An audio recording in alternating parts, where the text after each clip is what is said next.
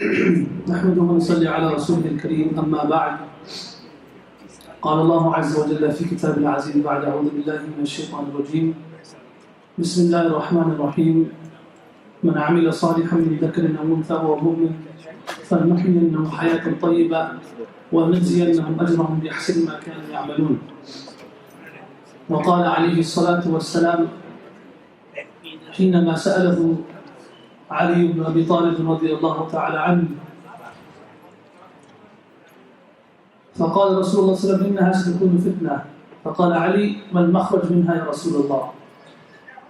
فقال رسول الله صلى الله عليه وسلم كتاب الله فيه نبأ ما قبلكم وخبر ما بعدكم وهو الفصل ليس بالهزل من تركه من جبار قسمه الله ومن ابتغى الهدى في غيره أضله الله وهو حبل الله المتين وذكر الحكيم وهو الصراط المستقيم أو كما قال عليه الصلاة والسلام. My dear respected brothers and elders, mothers and sisters in Islam, Assalamu alaikum wa rahmatullahi wa barakatuh.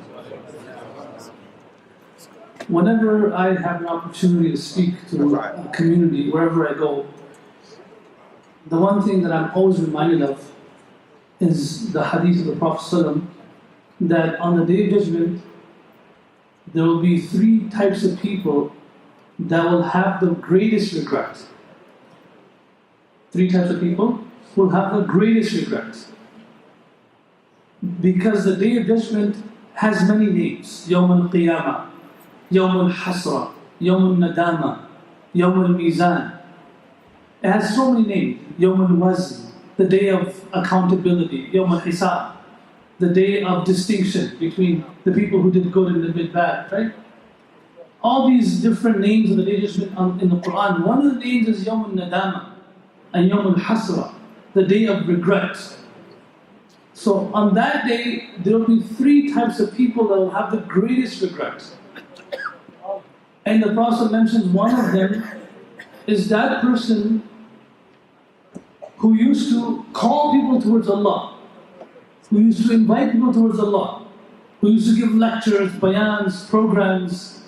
And on the Day of Judgment, because of his lectures, because of his speeches, because of his programs, many people started praying salat, got better with their parents, got better with their children, became better overall human beings. They became better. Allah started loving them. But the person who spoke and who was a speaker, he did not act upon what he said. So on the Day of Judgment, the people that heard him, they changed their lives, they went to Jannah. But the person who spoke didn't change his life and he went to Jannah. That person will have the greatest amount of regret on the Day of Judgment. That these people changed because of my words. Allah used my words and they changed something in their life, but I couldn't change myself. So that person will have the greatest regret. So sometimes I am fearful of speaking because of this reason. When you speak, you have a greater responsibility. When you give da'wah, you have a greater responsibility. That you are not among those people that might have spoken and someone might have changed their life, but you couldn't change your own life. And there's two other types of people, we're not going to go into detail, but one of them is that. But nonetheless, they say al-amru fawqa al-adab, that when there's a command, when you've been given a responsibility, it far over or outweighs adab and respect. You have to do it. So Allah subhanahu wa ta'ala has brought us in this world. And none of us came in this world by our own choice, right? We came when Allah wanted us to come. How Allah wanted us to come. In the manner Allah wanted us to come. None of us had any choice in this. يَخْلُقُ مَا يَشَاءُ. Allah created us the way He wanted. Allah created us in the country He wanted, in the language that He wanted us to get, right? With the family background that He wanted us to have. We didn't have any choice in that. And the complexion and everything, healthy or not healthy. So somebody who was born healthy, alhamdulillah, but somebody who was, again, like I mentioned in Harrisburg, where we met a child whose heart was on the wrong side of his chest, right? He was born and his heart is over here instead of over here. He was born like that. And all the doctors and physicians and researchers, everybody in the world, they cannot move his heart back over here. And he was also born with his stomach the wrong way. So for the rest of his life, he has to eat with a tube.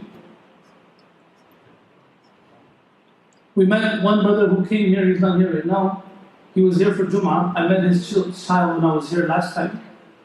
He took me to his house, and he made me meet his son. And then he told me that my son is suffering from a disease. And this disease, only 53 people in the world have this disease. How many people? 53 people in the world. You know what he said? He said, 3 of my children had this disease. So among 53, 3 of them are his children. 2 of them already passed away, and 1 is on his way out.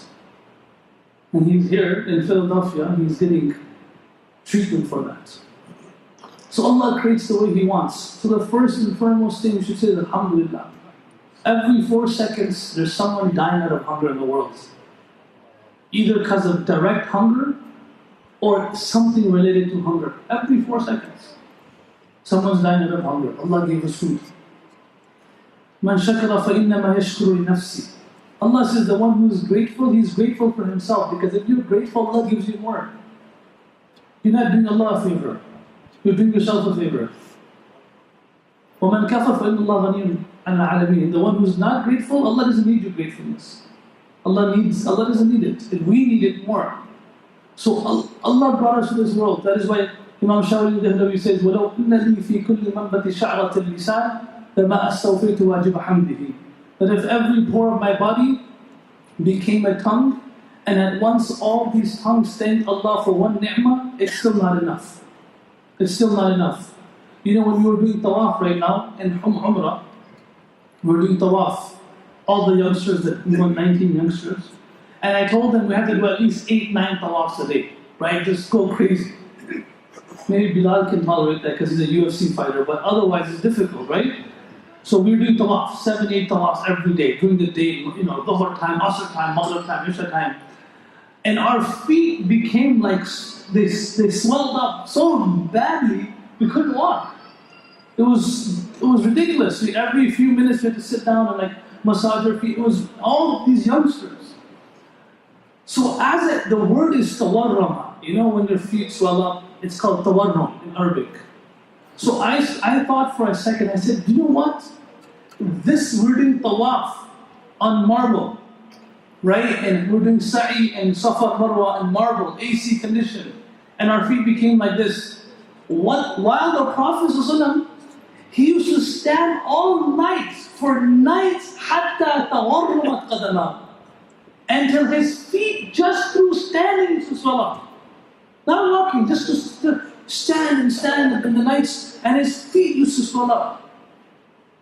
Aisha asked, Ya Rasulullah, Allah has already made you an innocent person. There were no sins. No past sins, no future sins. You know, a person who has more sins, that is why Ibn Qayyim Rahman mentions that sometimes a person who has more sins, he cries more in front of Allah. Right? He has more to cry for. He's less in danger of shaitan because he knows he has nothing. So when he goes to the Kaaba and he goes to Makkah, he cries more. So you have, oh Prophet of Allah has forgiven everything. You're innocent. Why are you standing at night so much that your feet swelled up like this? This never happened to us. Maybe in Taraweeh we stand for 20 rakats. It's hard for us to do that every single night. And the Prophet's response was, أَفَلَا أَكُونُ عَبْدًا شَكُورًا. Should I not be a grateful servant to Allah? Allah has given me so much. In reality, if you think about it, what did Allah give as far as physical things? You seen his house where he was born? We went to his house where he was born. His house where he was born, maybe 3 adults can live in there. 3. Meaning, one here, one here, one here. Small, maybe 8 foot by 6 feet. Small house where he was born. The house that he lived in all his life, if it rained lightly, water used to fall in. And if it rained severely, the whole floor used to get wet. When the Prophet used to pray Salat, the house was so small, when he used to do sajda, Aisha used to be laying down, when he used to stand up for salat, she used to spread her feet. When he used to do sajda, she used to bring her feet in because there was not enough space for sajda. Simple person. Simple. Once he was walking and he picked up dates on the ground. And he picked them up, he cleaned them, and he offered the dates to this companion that came with him, Abdullah bin Umar. He said, "Oh Abdullah, you want some dates?"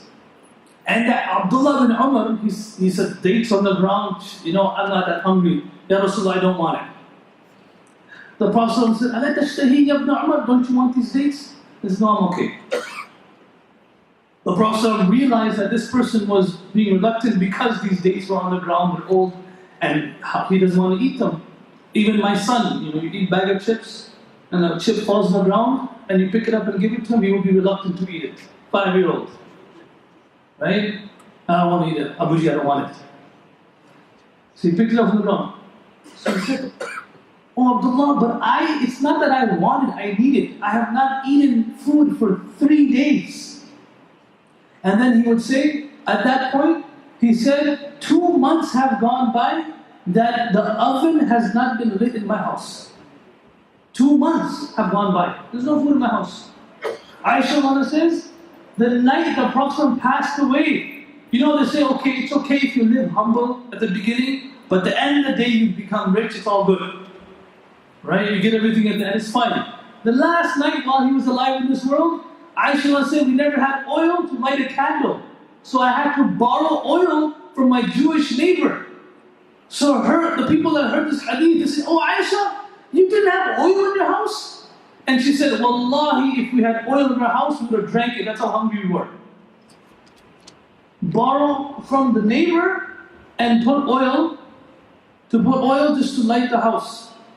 My dear brothers and elders, in spite of that, when Allah asked them, "Oh Muhammad sallallahu alaihi wasallam, if you want, we could give you 1 mountain of gold and 1 mountain of silver to travel with you wherever you go.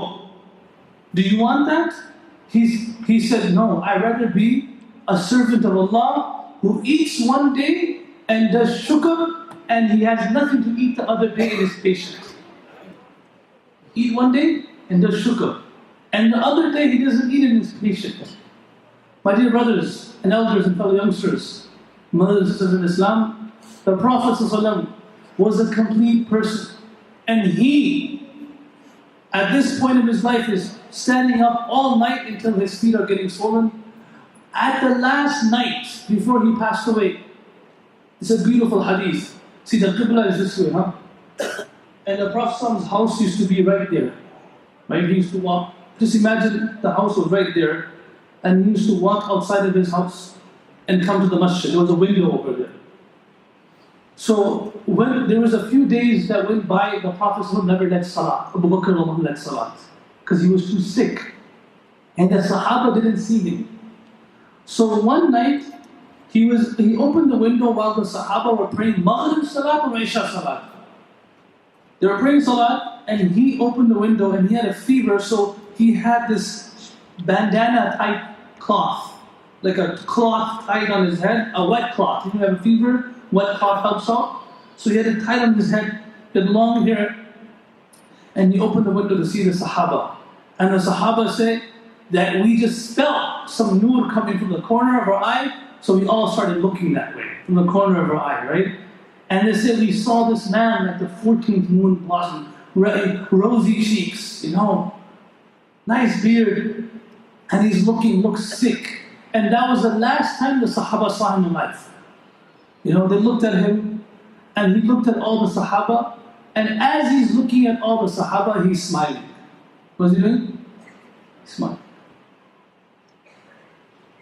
So Muhaddithin mentioned that what made him smile when he saw those people? What made him smile?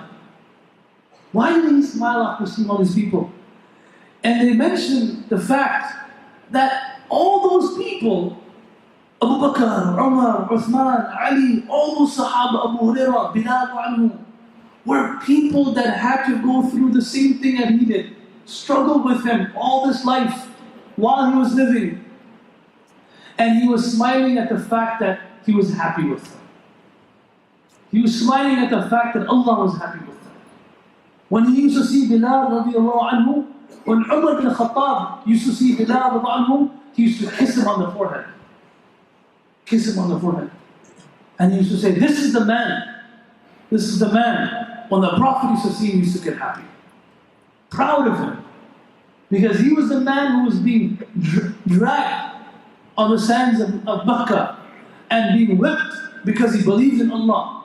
And he was being forced to leave the religion of Islam, and he said, Allah, Ahad, Ahad, the one Allah. When the Prophet saw him, he smiled. When the Prophet saw Umar radiallahu anhu, he smiled. Once Umar radiallahu anhu came into the masjid, and the Prophet saw him, and he was a very strong person, very powerful man. And he's equivalent to the macho man of this world, right? Very powerful person. So he came in, and the Prophet envied his might and his strength. And he asked him, Oh Umar, I sometimes wonder what will happen to you when you go in your grave. So Umar radiallahu anhu asked, Ya Rasulullah, forgive my innocence, what happens in the grave? So the Prophet responded and he said, in your grave, 2 angels will come. 2 angels will come. And they will ask you 3 questions. And he described how scary they look. And he said, if you don't answer these questions, who is your Allah? And what is your deen? And who is this man who was sent among you? If you don't answer these questions properly, they have a stick in their hand. The whole world get together, try to pick up the stick, they cannot lift it 1 inch off the ground. They will whip you with the stick, and immediately Allah will send the adab of Jahannam upon you. So Umar asked, he said, Ya Rasulullah, atarji'u uqulana? O Prophet of Allah, let me ask you a question. Again, second question before I answer your question. He said, Ya Rasulullah, will the same Umar that's living be the same Umar in the grave? Meaning, if you die now, and your eyes, the moment the eyes of this world close, your eyes of Akhirah open. So his question was, is it going to be the same person, or am I going to be a different person? And it's a very important question. In Makkah, when we were there for Umrah, I was part of one janazah that they did ghusl and they did tadfeen in Jannat al-Baqiyah. So I had the opportunity to be there. The kid who was 9 years old passed away before Asr Salah. Before Asr. Around Asr time, 3 o'clock. He drowned. He was swimming, he drowned. 9 years old kid. And right after Maghrib was his janazah. And Makkah and Madinah, they don't wait too long. So there was one person, one of my teachers was saying, I used to go to this barber shop all the time to cut my hair after every Umrah. I went there once and that man wasn't there anymore. So I asked, where's that person? And the guy said, he passed away. And that person who was the barber there, he said, Jitni der mein uski chai banti thi, usse jaldi wo dafna liya. It used to take 1 hour for his chai to get prepared. 1 ghanta lagta tha. 1 hour for his chai to get prepared, then his chai used to come, then he used to drink it. Quicker than that, he passed away and he got buried. That's it, reality of life. So I was there 3 hours. I was thinking that this boy was just relaxing this morning. Then he went with his friends swimming, just today, right? And then passed away, and he's being buried, and we went to Jabal Baqi, and we dug the grave and we buried him, and he was an Arab from Medina, because in Makkah and Medina, there is no other janazah that happens in the whole city except for Haram. So that's why when you go there, and there's a lot of janazahs, it's not because all those people are passing away that came from Umrah and Hajj, but in the whole city, there's no other janazah except for Haram. They come there and they get buried from there. So I was thinking that this man, so the moment you pass away, your eyes of Akhirah open. That is why Islam tells us to put the person in his grave as soon as possible. Right away, so he can actually be questioned, and he can start feeling and experiencing the beauty and the happiness and joy of Jannah immediately. So Umar asked, Ya Rasulullah, am I going to be the same person in my grave? And the Prophet said, absolutely. Right? When you get in your grave and you open your eyes, It's like a person who went to sleep and he woke up. Right? You wake up and you're the same, but the only difference is you wake up in your grave. And now you start thinking, oh, you know what? I could have prayed my Maghrib yesterday. I could have prayed my Maghrib. And if you were a good person and you had piety, you said, Alhamdulillah, finally. What do you say? Finally. I was waiting for this day. When Mu'adh bin Jabal was leaving this world, in the morning he woke up, he says, this is the best day of my life. Because I have a feeling that Malakul Maut is coming today. I have a feeling he's coming. This is the best day of my life. When Bilal radiallahu anhu was leaving this world, his family was crying, Wa huzna. What a bad day today. How sad we're leaving, Bilal will leave us. Wa karba. And he said, no, what a beautiful day today. غَدًا نَلْقَى الْأَحِبَّ مُحَمَّدًا وَحِزْبًا. Right when I pass away, I'll meet the Prophet of Allah and his companions. What better than that? What, is there anything better in the world than that? When Uthman bin Affan, radiallahu anhu, being boycotted for 40 days from water, from food, from praying in a masjid that he funded. And finally he saw the Prophet in his dream. And the Prophet said to him, O Uthman, مَنَعُوكَ وَتَرَكُوكَ وَفَقَدُوكَ. O Uthman, they have cornered you, they have boycotted you, they have put you through so much difficulty. Oh Uthman, do you want to, I make dua for you, Allah opens it up for you, or do you want to do iftar with us today? He said, oh Prophet of Allah, how can I choose anything over doing iftar with you? He was fasting. He slept in the morning, Qayyulah time. He said, oh Prophet of Allah, I would love to do iftar with you. I don't need the help of Allah with this, but just I want to do iftar. He woke up, he told his wife, don't prepare iftar today. And he passed away before iftar time.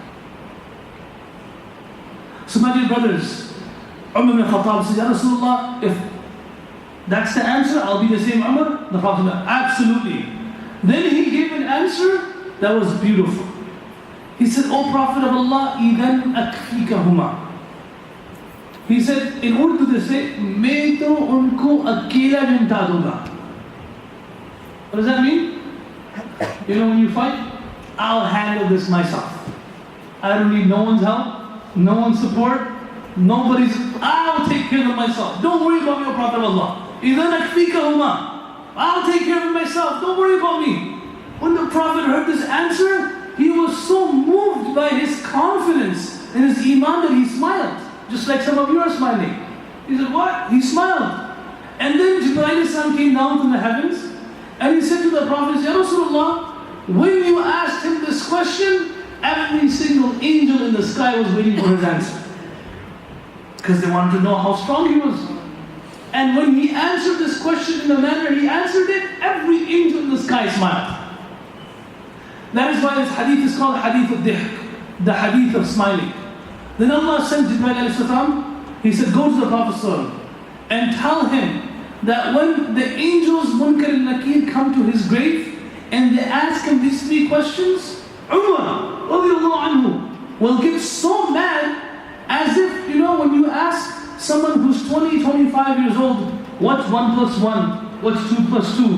He said, what? Why are you asking these basic questions for, right? He gets a little frustrated. You know, ask me something more difficult than that. A child, you ask him what's ABC. You don't ask after that. So this is ABCs of Deen. Who's Allah? So he said, what? He will get so mad, he will ask those angels, مَنْ رَبُّكُمَا وَمَا دِينُكُمَا وَمَنْ هَذِهِ الرَّجُلُ. Tell me who is your Rabb. And tell me what is your deen. And tell me who is your prophet. The angels will get so frustrated, they will get so confused. أَنَبَعَثُ إِلَيْهِ أَمْ هُوَ يُبْعَثُ إِلَيْنَا. Were we sent to ask him questions, or was he sent to ask us questions? The Prophet when he said this to Umar started to cry. He said, oh Prophet of Allah, that's the only answer that came to my mind. But the Prophet smiled at him. My dear brothers and elders and fellow youngsters, with 9 minutes left, I will say that no other life and lifestyle in this world, just like we came to this world without our choice, we will die without our choice. We have no choice. We can never choose our time and our place.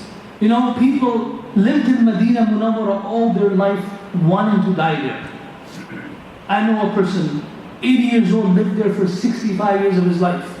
He only left Medina to Karachi for his grandson's wedding. He got to Karachi, he passed away. Wallahi al-Azim. It's not in our control. Mulana Sayyid Ahmad Khan Sahib, rahimahullah, lived in Medina all his life. Then got kicked out of Medina from the country because of political reasons. Then he was sent to Pakistan. He traveled the whole world. He cried and he begged Allah, oh Allah, make me pass away in Medina. Don't take my death anywhere else but Medina. And he traveled the whole world. He was not allowed back into Medina, not allowed back in Saudi. He came to America in 91, 92, in California, Los Angeles, traveled America. Then he went back to Pakistan, traveled the whole world, 1.5 year Jamaat in the Arab countries. And then after that, this man was a great person, very generous person. So generous that nobody, there's no ulama that have in the past history that have seen the generosity of this person. When he would be in a train traveling from Lahore to Karachi, he would buy drinks for the whole train, chips for the whole train. Once he was traveling from Pakistan to Egypt to South Africa with Maulana Jamil Sahib. He reached Egypt and the people of Egypt, the Arabs, were coming to meet him, and he had clothes. He used to wear white clothes and a vest and a white imama. It was look white person, like a sahabi, right? He got to Egypt and the people came to visit him and he had clothes in his bag.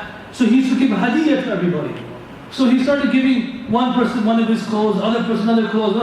So that Maulana Jamil Sahib is saying, I'm giving the clothes to him, he's giving it. When the last pair of clothes, I said to him, Sheikh, this is the last pair, you should keep this with you. And then he said to Maulana, he said, Are, itne dino ke baad ghaib ke khazane khole hain, band na karna. He said, after many years, the unseen treasures of Allah have opened upon me. Don't close it now. And he also gave the last pair. Maulana says, the whole flight to South Africa, I said, what is he going to wear when he gets to South Africa? Right? He said, my father's telling me this because he's friends with Maulana. He said, he gets to South Africa, what is he going to wear when he gets there?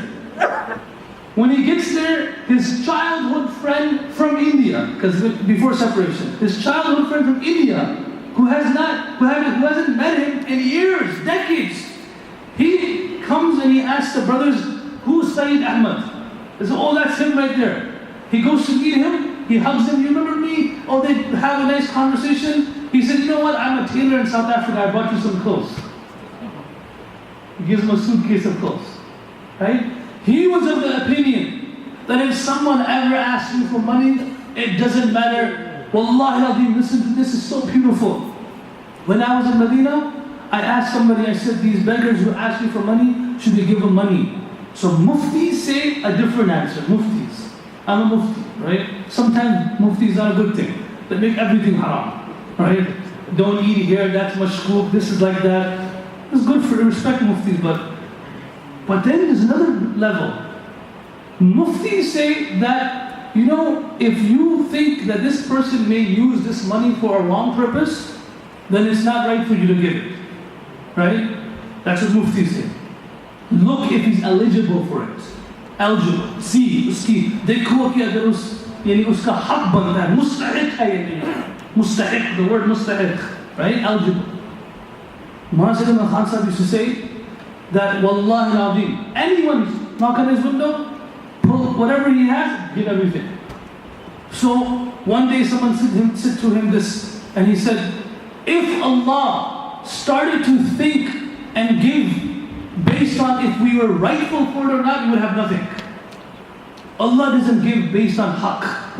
Haq banta hi nahi banta. Is he rightful for this or not? He doesn't give based on that, he just gives. So who are we to judge people based on if they deserve it or not? Allah doesn't give based on deserving. This man misses prayers all his life. This man associates partners with Allah entire life. When Ibrahim ﷺ used to feed people every single day, without feeding people, he never used to eat food. And one day he invited a guest to his house, and he said to him, say Bismillah and eat food. And the guest said, I don't believe in Allah. And Ibrahim said, oh Ibrahim, this guest came to your house, and you disrespected him? This man has been disobeying me and associating partners with me for the last 40 years. I still fed him. You couldn't give him one food? One meal? When Zubaydah, the wife of Harun Rashid, when someone saw her in a dream and asked her, how did it fare with Allah? When Allah called you and said, oh Zubaydah, what happened? How did it fare with Allah? And Zubaydah said, Wallahi al-Azim, and we should do this, we should plan to meet Allah. We should plan. Allah is not some, we tell our children, me and Bilal were talking about it. Allah is not some angry being. Don't do this word, Allah doesn't get mad at you. Allah is not going to get mad at kids, Allah doesn't get mad at you. Don't lie to your kids. Allah is going to be happy with them. Allah won't get mad at a 5-year-old. So on the day of judgment, be prepared to meet Allah.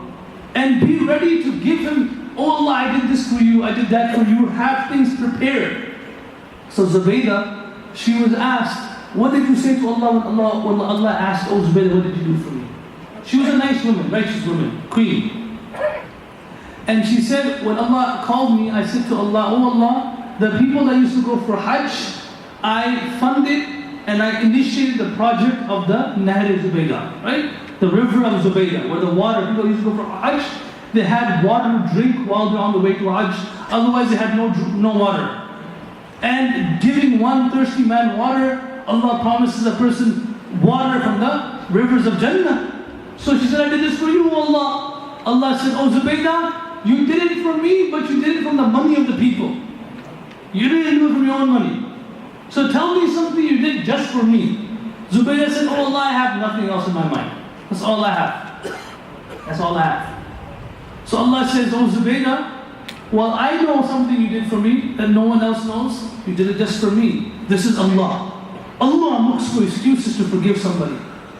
Right? On the day of judgment, when two people will come in front of Allah and they'll say, oh Allah, please save us from the fire of Tabrani.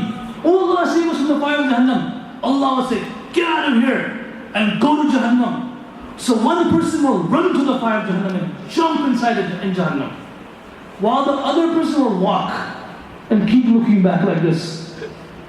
One person will just boom, straight and jump into the fire of Jahannam, and the other person will walk and keep looking back at Allah like this. Allah will then call both of them back. He'll say to the one who took a 100-meter dash and jumped into the fire, that why did you run so fast and jump into the fire of Jahannam? He said, oh Allah, I never listened to one command of yours in my entire life. Today you told me to do something, I wanted to do it perfectly. I wanted to do it exactly the way you want me to do it. So I said, this is the time I can listen to Allah. He asked the second person, I told you to do something, why did you keep on walking and looking back? He said, oh Allah, I heard that you have 100 mercies. And the Prophet ﷺ said, Allah has 100 mercies. And one of them Allah has sent in this universe, from which human beings have shown mercy on animals, from which mothers show mercy on their children. One portion of it. And 99 portions of mercy Allah has kept for Himself, which He will show to His servants on the Day of Judgment. So he said, oh Allah, when you told me, I just kept on looking back, maybe you will have mercy on me. Allah will say, both of you go to Jannah. Both of you go to Jannah. So Zubaydah will say, Allah will say, oh Zubaydah, one time you were eating food, and the mu'adhin started calling adhan, Allahu Akbar, Allahu Akbar. Out of awe and respect for my name, you stopped eating and you put your dupatta on your head to cover your hair. You did this when no one saw you, but you had respect for my name. Today I respect you, go to Jannah. So my dear brothers and elders and fellow youngsters, when we leave this world, we don't know where we're going to leave. Mullah Sayyid Ahmad Khan Sahib, all his life this happened. And finally, this is finished in 50 minutes. Finally, Allah gives him the opportunity to come back to Saudi, Medina. So on the way there, he writes that shair, Muhammad ka roza qareeb aa raha hai, bulandi pe apna naseeb aa raha hai. Then he says, Farishto ye de do, पैगाम उनको कि खादिम तुम्हारा सईद आ रहा है. Sa'id. This is a share that Junaid Jamshed is saying, right? He said, he's saying in Urdu that no, the Rawda of the Prophet is coming closer, right? And this spiritual elevation is coming closer. And he said, oh angels, go tell the Prophet of Allah that your servant, your khadim, your ummati Sa'id is coming. Right? This is the Shaykh ibn Urdu. Became very famous. So then, this is while he was traveling to Medina, he's writing this and he's singing this. When he gets to Medina, he passes away. When he gets to Medina, he passes away. And the Imams of Haram dug his grave. The Imams of Haram. One person who was there, Sheikh Salih al-Zubayri, he says, I was there for his janazah. And I made sure I prayed janazah at the corner of the marble and Baqiyah. So I could be the first one at his grave. So after janazah, I just went down to pick up my shoes and I had nowhere to go. I had no space. People just I just went down to pick up my shoes. And that 3 seconds, the whole place was crowded. And it was like how Imam Ahmad bin Hanbal says, عُرِفْنَا بِجَنَائِزِنَا. The people of Allah will be recognized by their janazas. By their janazas, how they lead this world. So in this short span of our life, my dear brothers and elders and fellow youngsters, if we can make Allah happy by following the lifestyle of the Prophet ﷺ, there is nobody more successful than us, even if we live in a hut, even if we have nothing in our pockets, even if we have no happiness in this world. But wallahi al-Azim, we're successful. Wallahi, we're successful. Right now, sitting here right now, there are different groups of people. Some of you are parents, right? Some of you are children. And some of you are parents and children, right? You have your parents alive and you have children. Some of you are brothers, sisters. And I'll conclude by saying this, that in this life, the one key word that we should always live by is called muhabba. What is it called? Muhabba. What is it? Muhabba. Because muhabba is the gauge in which Allah will hold us accountable. If we have love for Allah, everything is good. Muhabba, love for Allah, love for Rasul, love for your wife, love for your children, love for your parents, love for your brother, love for your brother which you love for yourself. All this comes in muhabba. And I will just conclude by saying that muhabba has one characteristic. It comes from the word habba. What does habba mean? Habba means a seed. What does it mean? Seed. It comes from the word habba. Muhabba, if you have love for humans, for animals, for insects, for brothers, for enemies, for Allah, for His Rasul, you are successful. Love. But it comes from the word habba. And the only way to attain true muhabba is we have to look at the characteristics of a seed. If I take a seed, a plant, and I want to plant a mango tree or a banana tree, many of you are intelligent. If I plant this seed in the corner of this masjid and I start reading Quran on it, will it help? Allah, Allah, Allah, Allah, Allah. No? It's not where it's supposed to be. But if I plant this seed and I give it the right atmosphere, the right nourishment, the right environment, it's in the right place where the sun shines, and I give it time. What do I give it? Time. Don't expect for it to grow next day. I give it time. After a little while, you won't see the seed, but you'll see the tree. And you'll benefit from the tree. Similarly, muhabba only builds when we develop the same characteristics. We're in our families, we go home, we give them time. What do we give them? Today no one has time for each other. We give, as parents, we hear more complaints that my children are disobedient, but when they look at their own schedule, realize I only give my children half an hour a day. So giving time at home to your children, giving them the right environment. And the children, same thing. I don't love my parents because you don't give them time. You walk home with your phone in your hand. When the parent walks home, one child's on Twitter, the other child's on Facebook, the other child's watching some dramas on Netflix. Right? And similarly, if you want to have love for the Prophet of Allah, we have to come to the masjid. The nourishment for love is in the masjid. The nourishment to develop love for Allah and His Rasul is coming to the masjid, coming in the right environments. Wallahi, as you do it, a person who goes to Medina, when he comes back, doesn't he come back with more love? Automatically. Because that's the right atmosphere for it. You go there, you develop love. So may Allah make it easy for us to develop this love for one another. Say Ameen. Today, 1980s and 90s, people had less, but they had more love. In 1400 years ago, they had less. One piece of bread, but they used to split it in half and give it to him. Abdullah bin Ja'far has one piece of meat, and he splits one piece up and gives it to the dog who's sitting next to him. And he eats the other portion. So much love for everybody, for everything. Today there's no love. You have all the means, but you only have relationship with the person who you know. From the signs of de-engagement is you will only say salam to people you recognize, otherwise you won't say salam to people you don't recognize. You don't bother knowing them. So may Allah make it easy for us, for children to develop love for their parents, husband and wives. Today there are more divorces and faster divorces than there are nikahs. They just got married 2 months ago and they got divorced now. Why? Because there's no love. Husband's not spending enough time with the wife, wife is not spending enough time with the husband. Allah make it easy for us to develop this, inshallah. May Allah bless all of you guys to spend time in the masjid and increase you in your mahabbah for Allah, for His Rasul, for your families, for your children, for you, inshallah. And make it easy for us that we nourish this love in our heart, like the way a seed is nourished on the soil, and it continues and it's fruitful and it grows. May Allah make it easy for us to act upon what our Prophet said, bring it into our life. I said I'll take half an hour, I took 35 minutes. So forgive me for taking 5 extra minutes. Will all of you guys be here till Isha, inshallah? Inshallah. I have to, before you leave, I'm leaving tomorrow morning and I've come here a few times. So before you leave, I would, come on, maybe after Isha we do it or no? No.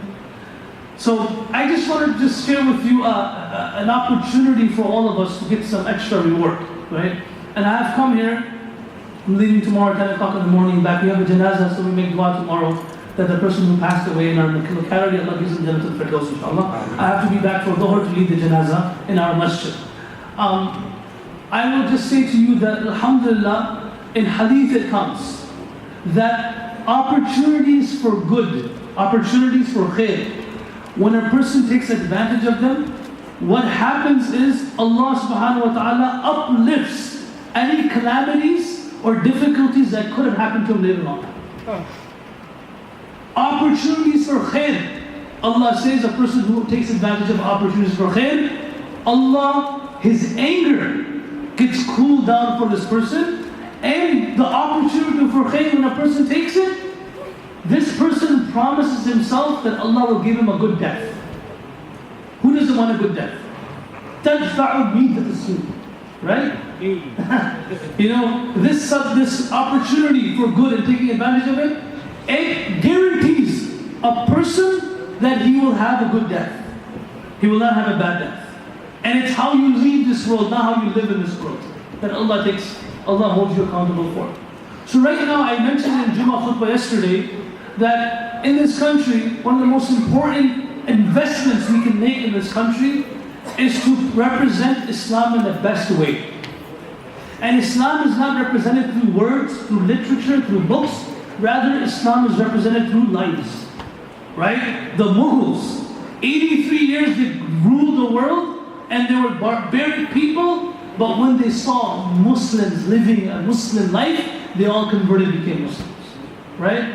When the Romans and the Persians saw the Sahaba, they never gave them da'wah to become a Muslim because that was not part of their way of living. They just lived. And when they asked them, you want to become like you, they said, Kulu mithlana, become like us and you'll be successful. Right? So in this country, we need to produce youngsters. Right now, I know families, because I'm from Ann Arbor, that area, where parents are paying $8,000 for kindergarten tuition. How much tuition? Kindergarten. First grade, $10,000 for 5. And you ask them, why are you paying this much for tuition for? And he says, because investment, inshallah, this will help him in grade 3, which will help him in grade 4, which will help him get in a Med Start program, and he has a scholarship all through his med school, so it's worth it. I did the calculations. It's easier to pay now than later. SubhanAllah. Right? But investment for akhirah in our pockets. Investment. But many of you, mashallah, I said to you yesterday that this investment in this country, these youngsters who are sitting here, the greatest investment is that we produce young people and invest in institutes that produce young people who are becoming hafiz, alim, and leaders for tomorrow. Bilal came to our school last week. He was there for one day, and he saw the environment over there, where these people from all across the country, they have no phones, no internet, no distractions, dedicating their time so that they could lead the ummah 5 years later, 7 years later. That's the greatest investment right now. And the Sahaba, there are always a few types of people. One was the Abdur Rahman bin Auf, who were the givers. And then there were Abu Hurairah, who were the educators. You had both. Abu Hurairah didn't have the capacity to give as much Abdur Rahman bin Auf. Abdur Rahman bin Auf didn't have the capacity to teach as much Abu Hurairah. Right? So right now for all of us, this institute, which is Michigan Islamic Institute, we've come here because we have a project, and this project was about $80,000, and we've completed collecting $50,000 from another city, and yesterday for Jummah I said we needed $30,000, we've collected among that $16,000 already. So we only have $14,000 left. I'm here and my brothers are Yardley right now, and I have firm faith in Allah that the brothers who are sitting here will help as much as they can. So maybe we can pass the box around, and whatever you have you can put inside there inshallah. And if you could give more, I have a credit card machine. The more you can give, the better. We try to collect at least from here, this community over here. I'll be standing here. If you have a credit card, I can take it. If you have a check, I can take that as well. Let's try to finish this project for ourselves. Wallahi al-Azim. I studied in Madrasa in Ajax. The first 3 years, my father was studying and becoming a doctor. Somebody paid for my tuition. Somebody. I met this person many years later. He didn't know who I was giving khutbah in his masjid. He came to me, he was an old man, and he said, where are you from? I said, I'm from a school, I studied in Ajax. He said, you know what? I had a friend who I knew when I was younger, and I supported him for his children to become hafiz and alim. Do you know them? I said, what was your friend's name? And he said my father's name. And I said to him, the person who you supported is standing right in front of you. And wallahi, he cried so much. He couldn't believe it. He said, wallahi, my parents made dua for me that my money gets spent in the right place. Right?